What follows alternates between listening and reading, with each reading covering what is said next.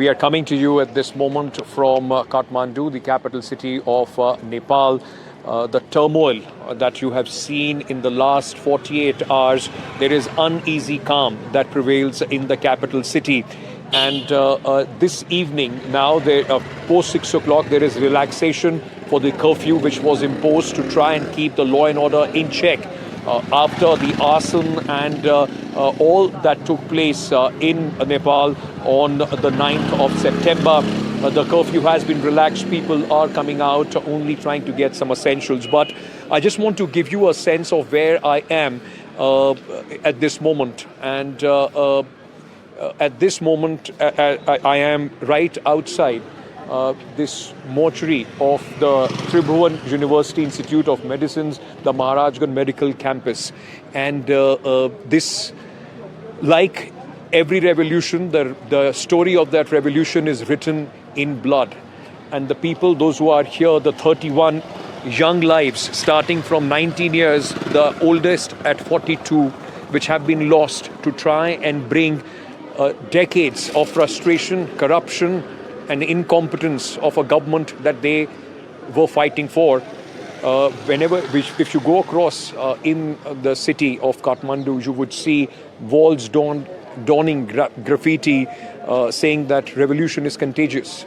Walls also speaking about down, down, Nepo kids.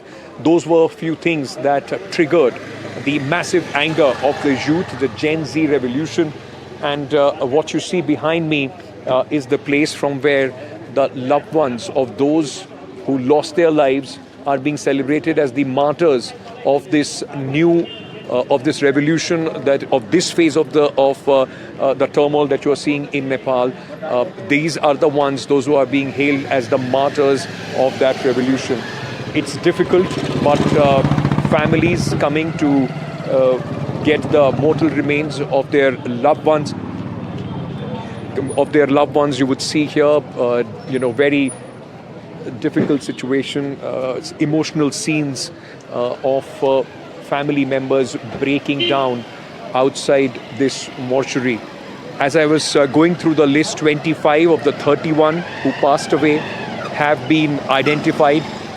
And in those 25, the youngest is 19 years old, who came out onto the street to play his part in what they believe is a turning chapter in Nepal. And the family members, after they were fired upon by the police, are now left to pick up the pieces. Nepal is at this moment in a very fragile state of peace, negotiations going on, and what we see here tells you how young blood always writes the story of revolution many times that we have seen across the world. There are people here, those who are preparing to pay their tribute to the 31 young lives that were lost. Candles will be lit up in just a short while from here to pay the respects to the people, the young people, those who lost their life in this in just 36 hours of how the government, the old system, was brought to its knees by the Gen Z, the young people, those who believed that their time has come and the things in Nepal would not go as they have been for many, many decades. And that is exactly what we are seeing at this moment here outside the mortuary. It's been a difficult time to also, report from here. Since the time I have landed, there has been curfew, restrictions on the movement of the media. And after that, we've managed to come here. We earlier were at a place where the army was ensuring law and order in Nepal, and they are facilitating the peace process, or at least the conversation which is going on. Nothing has been decided yet. There are names which are doing the round, but it will take some time before consensus can be found on who is going to lead the next chapter of this, beautiful country tucked away here in the Himalayas. emotional scenes being played out. The army still providing massive security around this entire complex. And my colleague Xavier will just try and zoom in and show you where people, doctors, the loved ones of those who passed away in the brutal crackdown that ensued after the first set of the protest that broke out. Let me try and see if I can show you from the other side here. This is where the candles are being lit. They are being placed here, and just a short while from now, all these candles will be lit in memory of 31 those who are being celebrated as the martyrs of this revolution, which Gen Z believes they have brought on their shoulders. Now, let me very quickly also bring in Aditya, my colleague, who has been right in the thick of the action from 9th of September, who is joining me at this moment. All right, so before we do that, let's just also tell you that while I'm standing outside this hospital, there is about 4 kilometers away the army headquarters, where conversation is going on in trying to build consensus. And since throughout the day, what we have seen is that names are doing round. The first female Chief Justice Sushila Kari. There has been also the mayor of Kathmandu, Balen Shah, and Mr. Jising. All their names have been doing round to lead the interim charge, but nothing has been decided yet. There are factions, there are groups within these young people, the Gen Z, those who are those who want things to actually take place within the constitution, but they want everything now. As you've always seen, sometimes bringing the revolution is not the most difficult part. What follows after the revolution, the arson, the fight, once the calm settles, is the most difficult thing. Sushila Kari, the former Chief Justice of Nepal, the first woman Chief Justice, earlier she spoke about the relations, because she's one of the front runners, about her relations with India and what she thinks about the current government in that country. Take a look. मैं तो मोदी जी को तो नमस्कार करती हूँ पहले। I have good impression about Modi ji. दूसरी बात ये है, अभी हमारा ये नाम प्रपोज किया गया है, अभी हमारा कोई फिक्स नहीं है, अभी कोई फिक्स नहीं है। कल चेंज भी हो सकता है, हम नहीं कह सकते कि कल हमारा ही हो रहा है, ये हम नहीं बता सकते।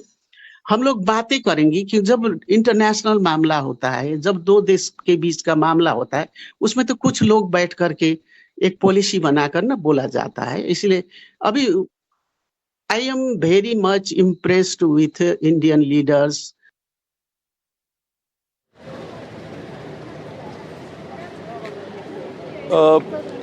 The problem also 9th and 10th was that the Tribhuvan International Airport was shut, and that ensured that nobody could flee Nepal, could go out from here, and nobody could come in. That created a lot of issues for the tourists as well. Yesterday in the evening, in fact, I can hear a flight going over my head. Yesterday in the evening, the operations were resumed. We were on the first flight in from New Delhi. And when we reached here, we've met a lot of people, those who had, absolute panic-stricken 48 hours of violence, brutal action, and uncertainty that Nepal saw on 9th and 10th. Take a look at my first-hand account of what I saw and spoke to the people, those who were here on the 9th and then also on the 10th of September.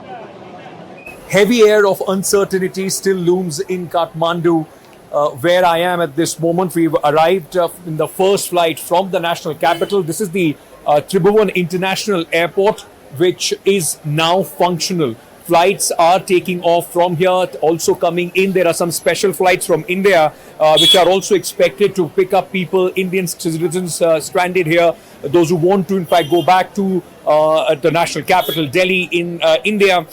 So those special flights would be coming in. And also now, Indian carriers have started their normal functions as well, as far as the flights are concerned. It's still, as I said, quite uncertain. There is unease as well. My colleague Xavier will just give you a sense of the departure terminal where we are standing at this moment. A lot of people, there has been, remember, backlog of tourists, those who were stuck here as well. And, people, those who have been waiting to take off from Kathmandu at this moment after many of them scared after what they saw especially on the 9th of September. Can I speak to you? Hi. Are you from India? We are from India, correct. How big is your group? How many people have been? A group of 75 people. All tourists?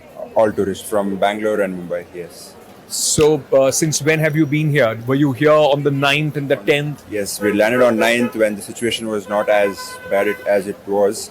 Then as soon as we landed, then, everything went haywire. Yeah. And we had to get stuck. We were stuck for, 2 days with the same property.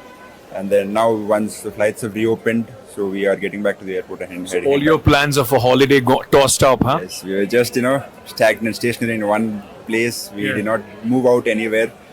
What we had planned, the entire agenda went for a toss, and we're just... for a lot of people, those who are still in India, they possibly would not understand how scary things would have been landing in a foreign country and then a complete upheaval that has taken place.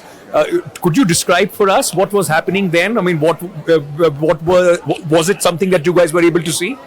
On the road? Yeah. I was actually able to see everything. I was traveling in the cab from the airport. I picked the entire group. Buses, nothing. My cab was attacked that morning. So the entire mob, came on my car. They were jumping on the car, all broke one glass. I got to the hotel safely.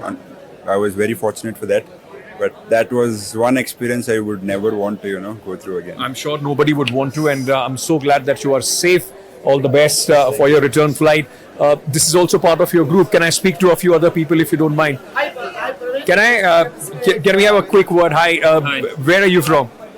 We are from Bombay, Maharashtra, India.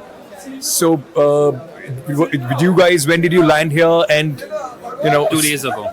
2 days ago? Yeah, on Tuesday. When actually situation was at its peak, most terrible at that point of time. Absolutely. With violence. So you landed in Kathmandu and you saw Kathmandu on fire? Yes, so we landed, we went to the Marriott. Right besides us was Hilton, which was on fire, unfortunately. Yeah. We did see the roads being blocked. But what I realized is the protesters were very cooperative. They understood we were a tourist bus and they did allow us to go. So that's one good thing. I mean, I do realize the protest is for a reason, but it was just not, I want to destroy entire Nepal. It was like, we want to It was the anger against their government, Exactly. but not We against want the to people, those who overrun are coming in. Absolutely. We want to overrun the government. Yeah. But I just don't want to destroy everything in front of me just because I'm angry. But I'm sure you guys must have had, it must have been a very, scary, tragic, and all plans gone up. Right. We are safe now. Yeah. We are going back. That's a good thing. That's a good thing. At this moment, it seems people, those who are on their way back in a lighter vein, but it's, as I said, the situation, look at this, the lady behind me, and you will see emotional scenes here at the airport as well, after the country has gone through the kind of turmoil that it has for a lot of people. This is something that they would have never expected, never experienced, even when there are goodbyes. A lot of emotional scenes here as far as the Nepalese citizens are concerned. Good thing is that the international airport is functioning, and now people would be able to come in, and those who want to leave the country would also be allowed to leave, which brings a little sense of order coming back to things. But for Nepal, it is going to be a long road to recovery and stability. With my colleague Xavier, Ankit, Tyagi in Kathmandu. All right, before I go to my guest, Dr. Mimendra Rijwal, I just want to show you, ladies and gentlemen, this tribute which is being paid to, as I've been saying, the 31 young people, those who passed away. Very emotional families also here. Those who are, you will see the family members as well of the young kids, those who were killed in the police firing when the protest began. And this is the people coming together, paying their tributes, standing in solidarity with the families of those who lost their loved ones in the, right at the beginning when the crackdown took place by the police against the protesters. This also resulted in massive anger among the youth in the way the protests were handled, the way the people were injured, killed, fired upon. And then, of course, it just took 36 hours for the government of Nepal to be brought down to its knees. While my colleague is on these visuals, I want to very quickly just quickly shift our focus and try and understand how and what the way forward is. Mr. Rijal, thank you for speaking to us. Dr. Rijal, let me understand this from you. I'm standing right outside the mortuary where the body of the 31 people, those who were killed in the police action and the crackdown that took place against the Gen Z protesters initially are. There are very emotional scenes, but still anger. People still demanding justice as far as these young people are concerned. My heart goes out to their families. This was not required. This isn't needed. And because of sheer mismanagement on our part, complacency on our part as political parties, mainstream political parties, this happened. They deserve better. I hope, we all now come back to senses and then take the country forward from here and then be able to help them deliver the aspirations they have for the entire nation.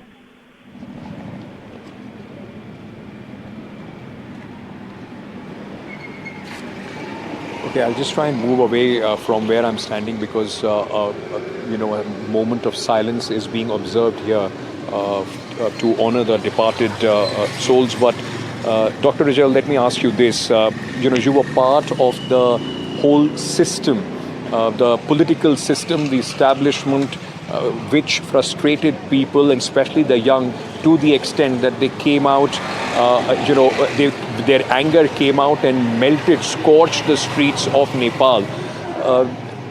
What do you have to say about the fact that, they have lost absolute trust? The young people of Nepal have lost absolute trust in the polity and the political leaders of this country, including yourself. Yes, of course. I would be the first one to admit that. We have lost touch as political parties, as mainstream political parties. As a member of Nepali Congress, I have to admit that we have lost touch with the base. We have to now recognize that and recognize the aspiration of youth. And I had forewarned. I've given interviews with others, other mainstream paper here, also legacy media, that it's important for us to understand the message, get the message, and punish the medium or the messenger. But I could not prevail upon the government and the party that I represent, sad as it has been. But at the same time, I guess the country has to move forward. Law and order has to be restored.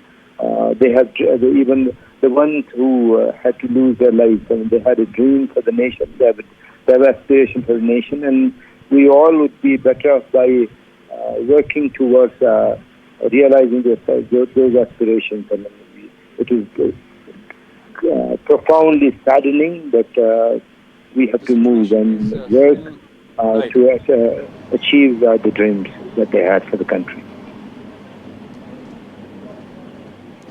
Right, Dr. Rijal, the situation in your country is still very fragile. The peace is hanging by, a thread largely brought in by the Nepalese army. what is the way forward? Because one thing, of course, is the anger that we saw. Now what happens, that's the more difficult part, how to bring consensus in the country, stability, political, and of course fulfill the aspirations of those who brought upon this situation in Nepal. As mainstream political parties or legacy parties, we have to lie low. We have to become part of the solution, not part of the problem. So we should help find a solution, but that solution has to honor the Constitution. Constitution basically is a document that was promulgated after long and arduous struggle of four generations. That has to be honored. And we can be as imaginative as the Gen Z would like us to be, or if anybody would like this nation to be. Find a solution, a creative one, imaginative one, within the parameters of the Constitution. And as the Constitution has it, President of the country is entrusted with the responsibility, duty to preserve and protect the Constitution. So with him as somebody who would preserve and protect the Constitution, and with the Nepal Army and the security forces taking the law and order situation back, and then helping, staying low, lying low, and then watch as Gen Z finds a piece of consensus to run the country and help him out.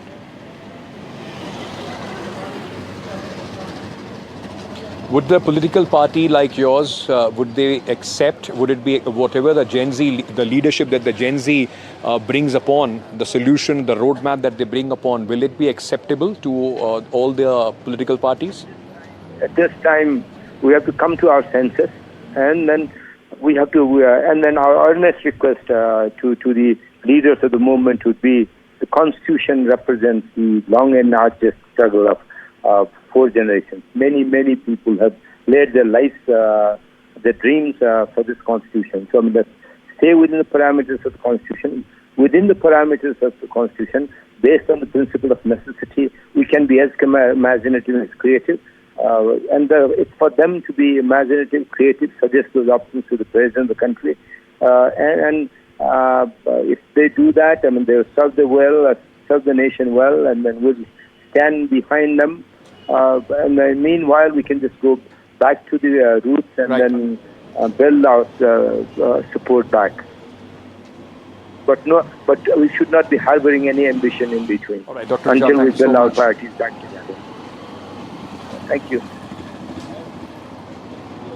Well, the hope is that there will be, the better sense will prevail, there will be consensus, and at least those who ruled or at least had the opportunity to rule Nepal before this, at this moment, are part of the solution, not still harboring any sort of ambition that once again puts the country in turmoil. Thank you so much, Dr. Rijal, for speaking to us. Before I slip into a short break, and we'll keep getting you the ground reports as well, it's a sense of mourning here in Kathmandu, where I'm reporting from, with a lot of people remembering the cost of this Gen Z brought revolution here in Nepal. I'm slipping into a short break, coming back, stay tuned.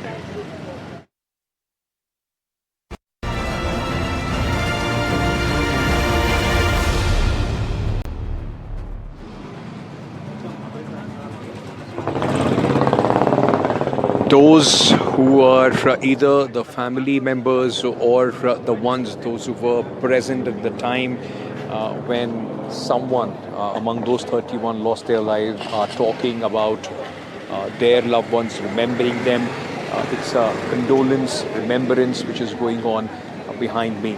While Nepal is, as I said, hanging by a very fragile thread of peace, there is also a sense of hope, a hope for things to change, a hope of a hard-won fight, and also a hope for a better future. Now, one part of this hope comes from the conversation, or at least the dialogue, which is going on at the Nepal Army headquarters, which is about 4 kilometers from where I'm standing.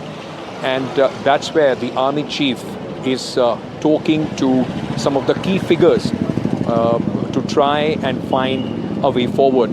Earlier, They were, but it's not going to be easy because, as I said earlier, there were factions of Gen Z fighting among each other, some supporting, particular candidate, other opposing it. Many are saying that this revolution has been brought after a hard-fought, fight, sacrifices of the young people, and even at the interim, the person who leads them should be a young person, not from the old guard.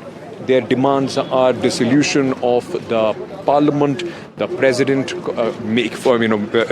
also to step down, formation of an interim government, and then elections to take place soon under the democratic setup, under the constitution of Nepal. I was there when some tensions earlier in the day broke out with the army trying to clear the area so that the conversation, the dialogue can continue. Take a look at this report.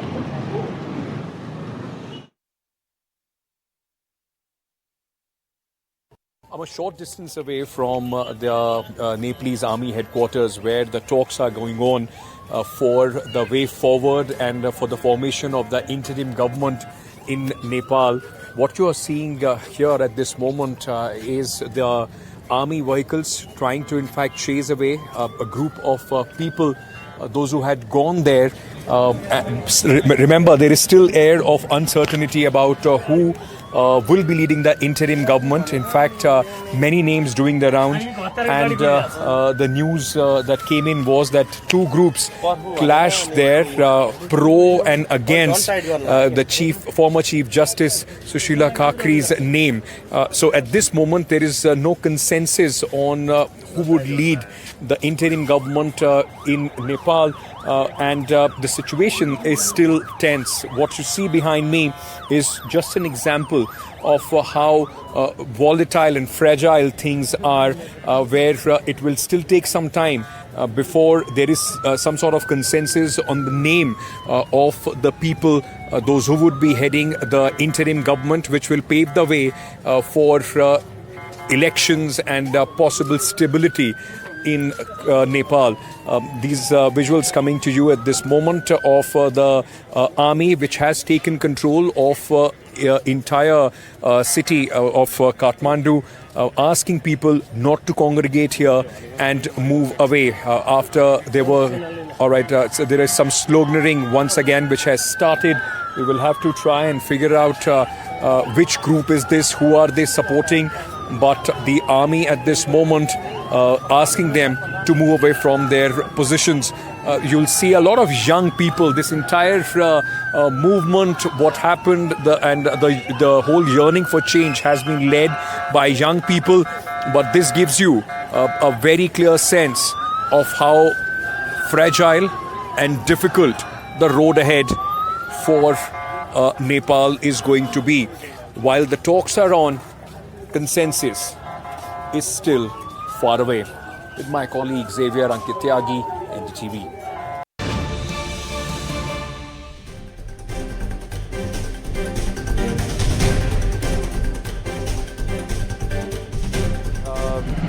I was just trying to gather and understand what is happening behind me. Like I was saying, it's a tribute, a remembrance. 12 families of those who died, those who were in fact, shot and killed when the pushback from the police happened, when the clampdown from the police took place. Their families are here. 12 families are talking about their loved ones. And while we are on this, I'm getting some important information, news coming in, breaking news, that the curfew here in Kathmandu has been relaxed at this moment. The curfew was till 5 p.m., announced till 5 p.m. local time. And now you would see a lot of movement. You will see some vehicles also coming in and going. When we came here in the morning, the vehicles were not allowed. People were not allowed to congregate on the other side. You will also see some people. So the important thing is that at this moment, the curfew has been relaxed, but it's a very cautious approach by the army. They have relaxed the curfew. They are taking stock of the situation. If peace prevails, then of course the curfew will continue or will be lifted. But at this moment, I can tell you that people are out on the streets and trying to go across to get essential commodities and other things because there has been a relaxation in the curfew, and that's the reason why you also see a lot of people gathered here. Those who are talking about their loved one. 12, I've been told 12 families out of the 25, those who have been identified are here, and they are the ones, those who are talking about their loved ones who took part in this entire protest and then later were killed when the police crackdown took place. In fact, one of the person who was present here also said that nobody from the administration of any semblance of the law and order of the administration here is present. It's just the army protecting this place, the mortuary from where the bodies are being sent away. My colleague Aditya has been here since the 9th of September, has been keeping an eye on what's going on across the city of Kathmandu. This is the report he filed earlier today. Even as the protests continue outside the Nepal parliament here in Kathmandu, you can see the anger, the seething anger among the youth, so much so that multiple paramilitary vehicles and buses and trucks have had to retreat. You can see right behind me this vehicle of the paramilitary here, which had come to bring in reinforcements outside the parliament. Behind that is a truck full of the paramilitary forces of Nepal, but protesters have forced them to retreat. Visuals coming on your screen from my video journalist Prem Singh clearly indicating the kind of anger outside the Nepal parliament on the second day of these deadly protests in which 19 people have been killed and more than 347 injured. The protesters have forced multiple vehicles of the paramilitary to leave the location. If we can actually show you visuals of this bus as well, which is the APF, which is the paramilitary force of Nepal, which is now leaving this location outside the Nepal parliament. You can see them, continuously reversing their vehicles and leaving from the spot, clearly indicating who really calls the shots outside the parliament right now. It is the demonstrators, it is the common people of Nepal, it is the youth of Nepal that is speaking up. And slowly and steadily, you can see this bus and multiple vehicles of the APF and the Nepal police and the paramilitary that is slowly leaving this location. You can see inside these vehicles are paramilitary forces and soldiers who are here for reinforcement to bring in security for outside the parliament. But now these vehicles are reversing from outside the parliament and leaving the location. Protests continue today as well, and through the day, it's likely that thousands others will converge outside the Nepalese parliament to demand the resignation of the Prime Minister. Reporting from outside the Nepalese parliament here in Kathmandu with video journalist Prem Singh, this is Aditya Kaul.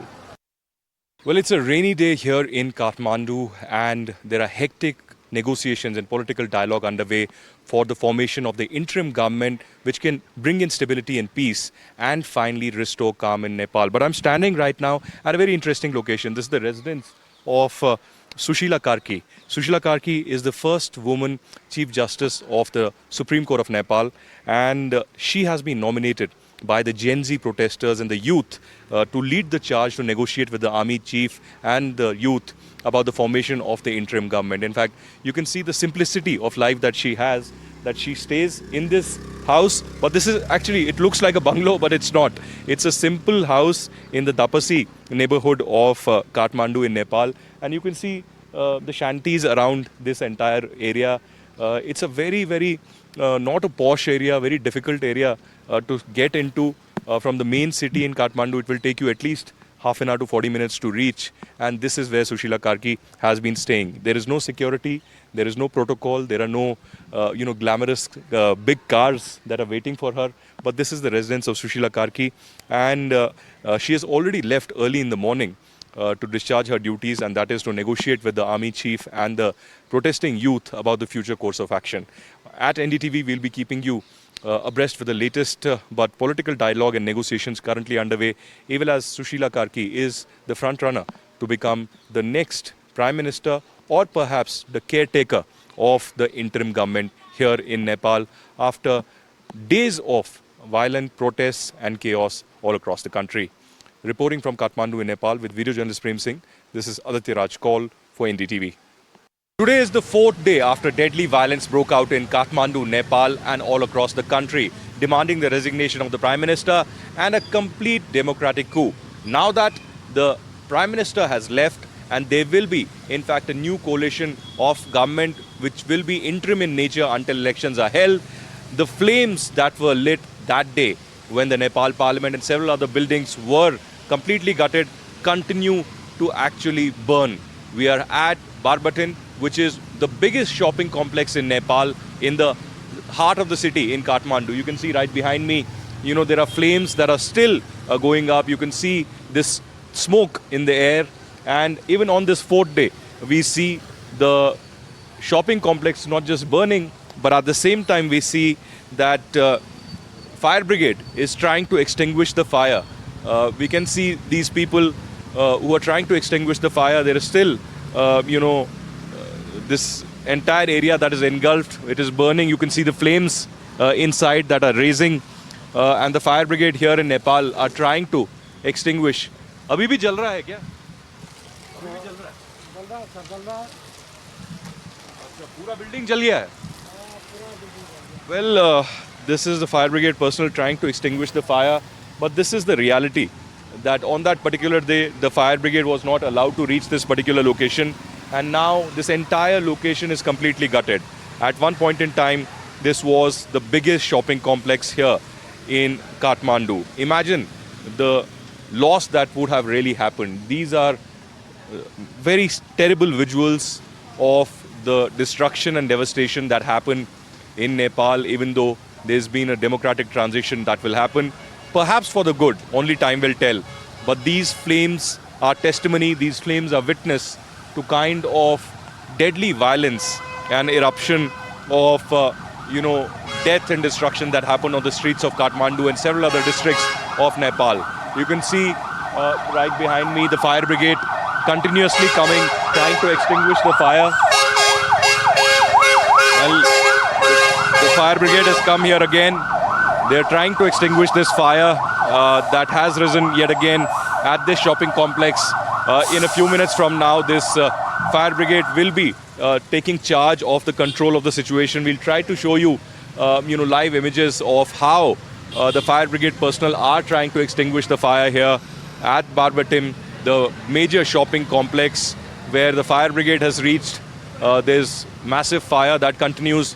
You can see the fire brigade bringing in the hose and trying to really build in and trying to extinguish the fire that is coming in here. The emergency services, the fire brigade has reached Barberton, where the fire has erupted yet again on this Thursday morning. While the political churning happens here in Nepal, while we see Sushila Karki taking perhaps the role of the interim government head, or at least for the negotiations, we are now witnessing the fire brigade, continuously going and trying to extinguish the fire. They're trying to build in this hose from their fire truck and see how they can, in fact, extinguish this particular fire. This is history being shaped in front of our eyes. Dramatic visuals of the Nepalese parliament being completely gutted and burned right behind me. You can see my video journalist actually showing you visuals of this entire parliament complex burning right behind me.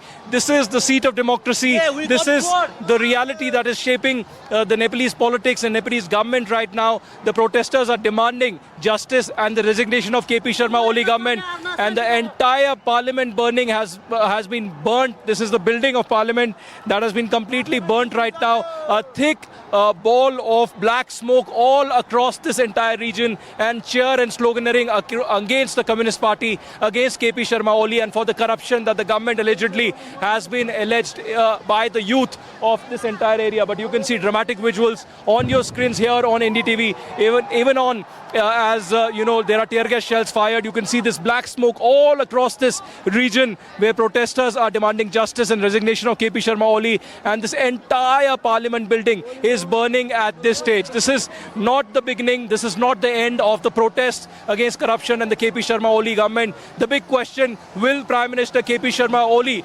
resign here in Kathmandu and surrender before the diktats of these protesters, or will we see an intensification of the protests here in Kathmandu?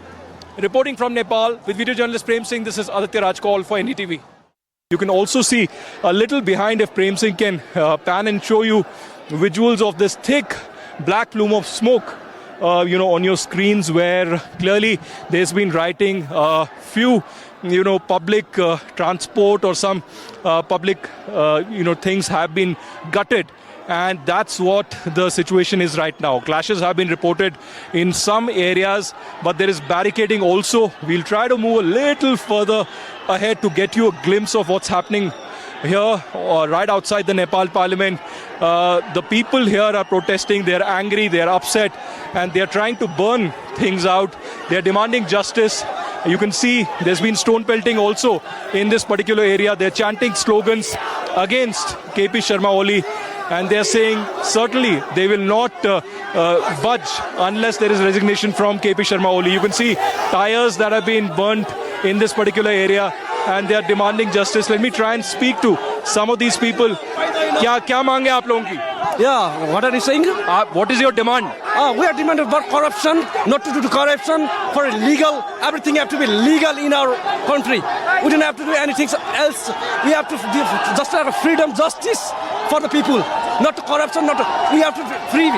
So I want to say just like that. आपका हिंदी मैं क्या बोलना चाहता हूँ कि आपको ये देश में जो करप्शन हो रहा है ये उसको बंद करना चाहिए. उसको अभी थोड़ी बाद में और देश की जैसे होता है ना फ्रीडम लीगल रूप में चलते हैं ना वैसा ही होना चाहिए. उसके बाद ये देश ऊपर जाएगा.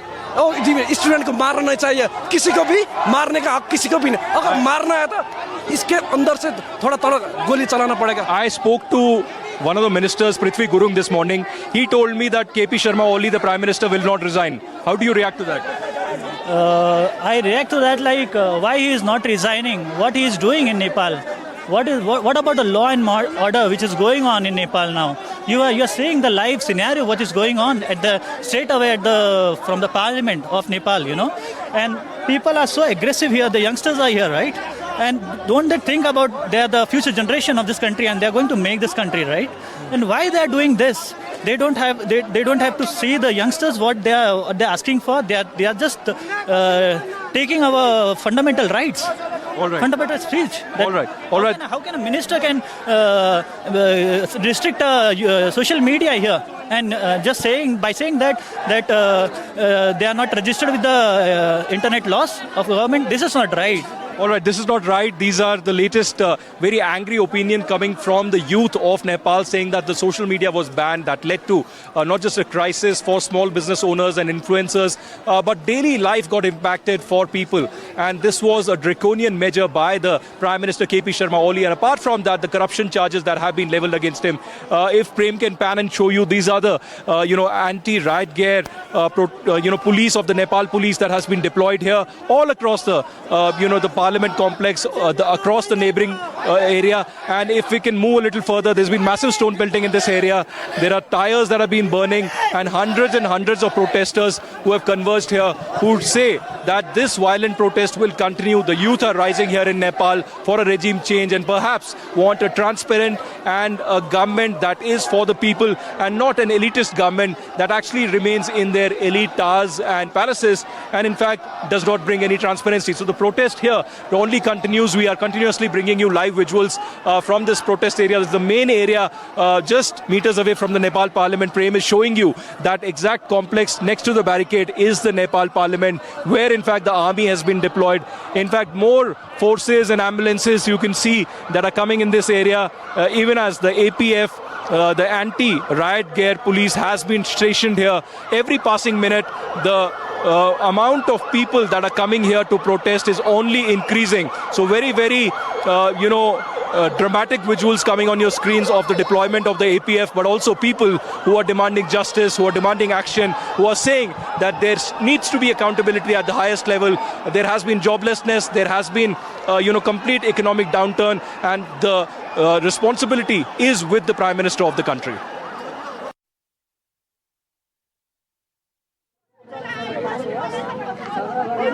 That very agitated lady that is emotional, breaking down. She has lost her 20-year-old son.